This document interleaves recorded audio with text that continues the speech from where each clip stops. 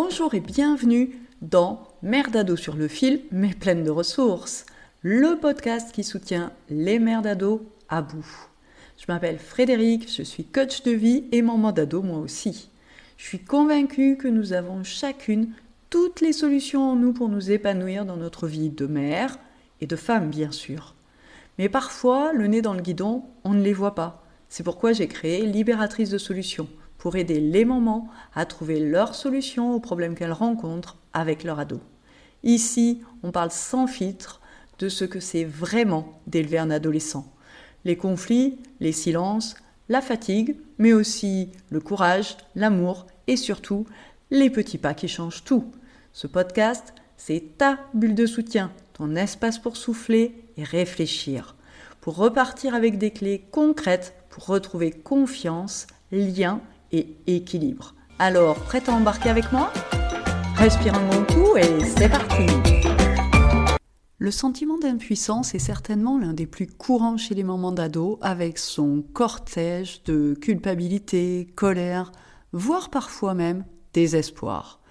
Pour ma part, la dernière fois que ça s'est produit, c'est quand ma fille m'a ramené encore une mauvaise note et qu'elle semblait n'en avoir strictement rien à faire. De toute façon, elle refusait les cours particuliers, elle refusait catégoriquement que je l'aide, que je lui explique ce qu'elle n'avait pas compris en cours, etc. Et du coup, ce sentiment d'impuissance, teinté de peur, m'a envahi très souvent. Selon les situations, il m'est arrivé d'en pleurer, ou alors de m'énerver, et voire même parfois de menacer. Mais malheureusement, force a été de constater qu'à chaque fois, je me sentais encore plus impuissante parce que finalement, ça ne fonctionnait pas.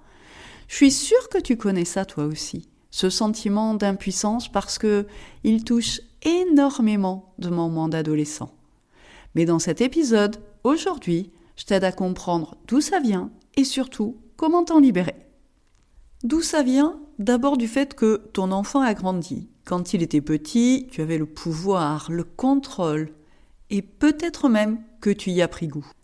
À cette époque, tu décidais. Tu pouvais même imposer, en douceur certes, mais imposer quand même. Maintenant qu'il est ado, il a besoin de faire ses choix. Et souvent contre toi. Il te contredit, il s'oppose, et tu peux toujours essayer de le forcer. Ça va pas fonctionner. Alors forcément, ça te déstabilise et tu te sens totalement impuissante. Inutile de se mentir, tu l'es en fait. Dans bon nombre de situations, tu es impuissante. Et plus tu luttes pour garder le pouvoir, plus tu te heurtes à la réalité.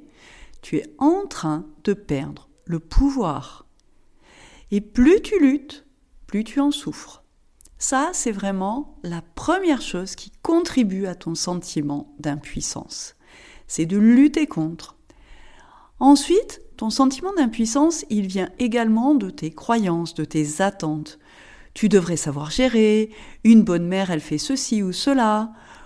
Ou pire encore, si j'étais une bonne mère, mon ado m'écouterait, il travaillerait au collège, il me parlerait correctement, etc., etc. Résultat, t'exiges trop de toi, tu te prends pour Wonder Woman et tu entretiens l'illusion que tu devrais contrôler davantage. Sauf que comme tu te heurtes quotidiennement au fait que tu n'y arrives pas, eh bien tu en souffres d'autant plus. Ensuite, il y a les mécanismes internes qui entretiennent ton sentiment d'impuissance, et notamment la peur de l'échec, la fatigue, les pensées automatiques du genre « je suis nul et de toute façon ça sert à rien »,« j'ai tout raté », etc. Et pour couronner le tout, il y a les jugements extérieurs. Tu sais, la famille, les amis, les enseignants, toutes ces personnes qui accentuent ta culpabilité et ton sentiment d'impuissance. Toutes ces petites phrases que tu as certainement entendues, les enfants sont ce qu'on en fait. Je t'avais bien dit que l'éducation bienveillante, c'était des bêtises. S'il avait reçu plus de fessées, t'en serais pas là. Tu vois de quoi je veux parler ? Alors évidemment qu'avec tout ça, l'impuissance, tu la ressens régulièrement. Et puis de toute façon, dis-toi bien une chose, c'est que c'est un sentiment humain face à la perte de contrôle que tu vis. Ça ne signifie pas que tu es une mauvaise mère, simplement, tu es en train de vivre une phase de transition. En d'autres termes, l'impuissance que tu ressens est un signal qu'il est temps de trouver d'autres ressources, que tu as une occasion de grandir, d'évoluer grâce au challenge que représente l'adolescence de ton enfant. Et c'est ce que nous allons examiner maintenant à travers 4 stratégies que je te propose pour dépasser ce sentiment d'impuissance. Premièrement, je t'invite à nourrir l'espoir plutôt que tes peurs. Fais attention aux ruminations. Tu sais, toutes ces petites phrases que tu te racontes régulièrement, du genre « ça changera jamais, ça ne fait qu'empirer », etc. Remplace-les par des pensées qui, elles, vont t'aider, te nourrir. Des phrases du type « c'est une étape »,« il y a des solutions »,« je peux y arriver ». Ça, c'est nourrir l'espoir plutôt que de s'enfoncer. Et puis, si tu identifies vraiment que tu as peur de quelque chose, écoute et remercie ta peur. Entends-la, mais ne la laisse pas te guider. Par exemple, si tu as peur de ce que va devenir ton ado s'il ne travaille pas à l'école, s'il rate son brevet ou son bac, trouve des exemples de personnes qui, elles, ont réussi, même sans faire d'études. Tu vas voir que ça va rassurer cette partie de toi qui est en stress. Et puis tu peux repenser aussi à ta propre adolescence et peut-être à tes excès, à tes colères, à tes sautes d'humeur, à tes frictions avec tes parents. Et regarde le chemin que tu as parcouru, vois où tu en es aujourd'hui. Et finalement, tu t'en es pas si mal tiré, quel que soit le chemin par lequel tu es passé au moment de l'adolescence.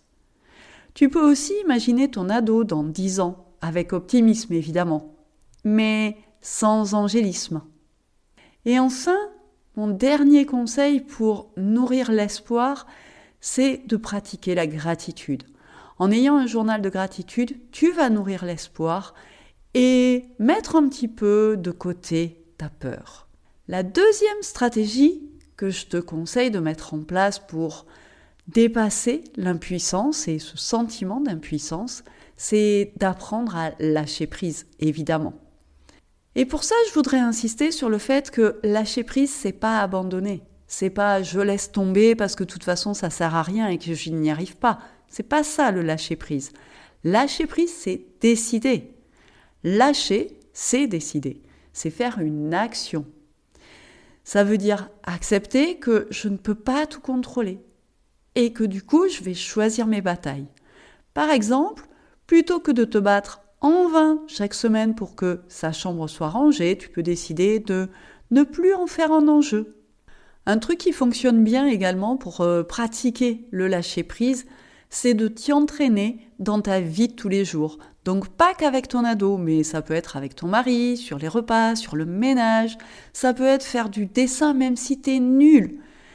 À partir du moment où ça te procure du plaisir. Moi, c'est ce que j'ai fait, je me suis mise au Zentangle. Et franchement, au début, j'étais pas du tout satisfaite de mes dessins. Et c'était ok en fait, parce que j'ai appris à prendre plaisir à dessiner, juste pour moi, pas pour le résultat.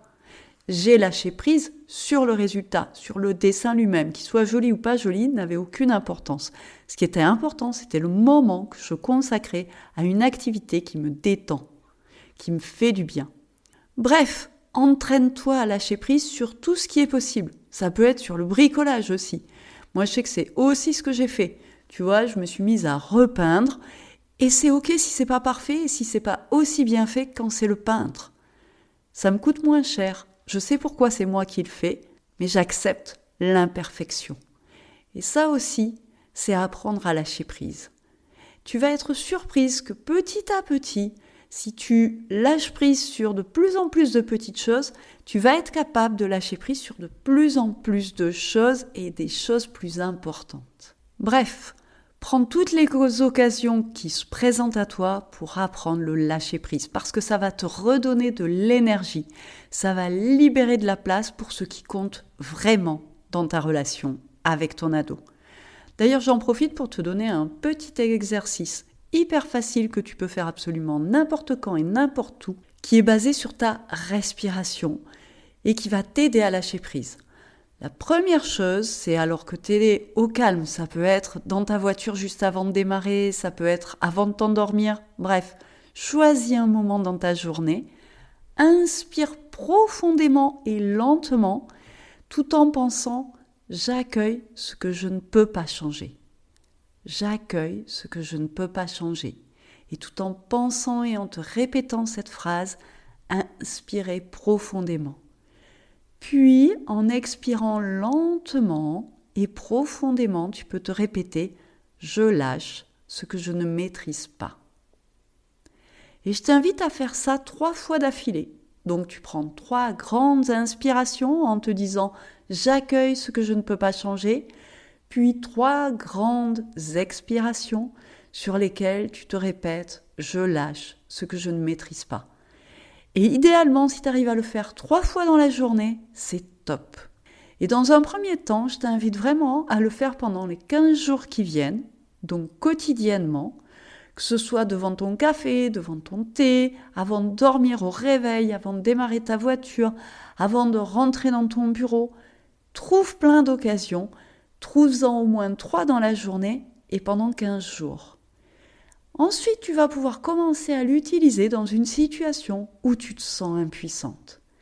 Et tu vas voir que ce tout petit exercice peut t'aider à dépasser ton sentiment d'impuissance. En tout cas, je t'invite à essayer et puis tu peux ensuite m'écrire pour me dire ton vécu face à cet exercice, ce qu'il t'a apporté, ce qu'il a changé peut-être. La 3e technique pour dépasser ton sentiment d'impuissance, c'est se poser les bonnes questions. Je vais t'en donner 2 que je te poserai certainement si tu travailles avec moi en coaching. Ces questions, elles te permettent de passer du sentiment, de l'idée que tu subis ta vie, à « je choisis comment j'avance ». La première chose que je t'invite à faire, c'est vraiment à te demander quelles sont les situations qui génèrent chez toi un sentiment d'impuissance. Et ensuite, te les lister. Donc, tu prends un bout de papier et t'écris toutes les situations qui te génèrent ce sentiment-là d'impuissance. Ensuite, tu vas en choisir une, juste une, la plus facile, comme ça, de prime abord, et tu vas te demander de quoi j'ai besoin pour me sentir mieux dans cette situation. Ça peut être une compétence dont tu as besoin ou que tu as besoin de développer. Ça peut être des ressources, ce qui va t'amener à te demander où est-ce que tu peux les trouver, qui peut t'aider. Ça peut être le besoin de lâcher prise, tout simplement, d'accepter ce qui est aujourd'hui, ce qui nous ramène au point précédent. Ça peut être aussi que tu as besoin de réconfort, de soutien, d'aide, auquel cas va falloir que tu te demandes auprès de qui tu dois t'adresser. Qui peut t'aider ? Qui peut t'apporter le soutien, l'aide ? Et ça m'amène au 4e point, savoir demander de l'aide, ou l'importance d'être soutenu. Traverser l'adolescence de son ado, je te le dis souvent, ça peut être difficile et tu n'as pas à le faire toute seule. Pour dépasser le sentiment de culpabilité, d'impuissance, c'est pas facile quand tu es toute seule. Tu peux avoir besoin de répondre à ces questions que je viens de te poser, mais seul, ça peut être compliqué. Un coach, lui, va t'aider à y voir plus clair, à regarder les choses sous un angle différent. Et c'est ça qui change tout. Partager, être écouté, se sentir comprise, réaliser que d'autres mamans autour de toi éprouvent exactement la même chose, ça fait du bien. D'ailleurs, c'est ce qu'a fait Véronique, une maman de 3 ados, qui lors de notre premier rendez-vous m'a dit « je n'y arrive plus ». Mais tu vois, juste le fait de pouvoir le reconnaître, le formuler, sans se sentir jugée, ça l'a soulagée, parce que jusque-là, elle refusait de l'admettre. Elle s'épuisait non seulement à faire face au quotidien, aux disputes, mais aussi à cacher ses failles, à cacher le fait qu'elle était au bout du rouleau. Donc ça a été son premier pas de lâcher prise et ça a été salvateur. Demander de l'aide, ce n'est jamais un aveu de faiblesse, bien au contraire. Il faut beaucoup de courage pour admettre qu'on n'y arrive pas toute seule et qu'on a besoin de l'aide de quelqu'un. En résumé, pour mieux gérer ton sentiment d'impuissance et cesser de t'emporter quand tu y es confronté ou t'effondrer, je t'invite à réfléchir d'où vient ton sentiment d'impuissance, quel besoin il t'invite à prendre en compte, apprendre à lâcher prise, nourrir l'espoir et surtout demander de l'aide si tu sens que tu n'y arrives pas. Dans tous les cas, rappelle-toi que tu n'es pas condamné à rester dans l'impuissance. D'ailleurs, si tu veux en parler, contacte-moi, écris-moi, je serai ravie d'échanger avec toi. Merci d'avoir écouté cet épisode de Merdado sur le fil, mais pleine de ressources. Si cet épisode t'a plu, pense à t'abonner et pourquoi pas le partager avec une maman dont tu sais qu'il lui sera utile. Tu veux aller plus loin? Abonne-toi à ma newsletter pour recevoir conseils et soutien directement dans ta boîte mail. Et surtout, n'oublie pas, chaque jour, tu fais de ton mieux et ça, c'est déjà énorme. À très vite pour un nouvel épisode.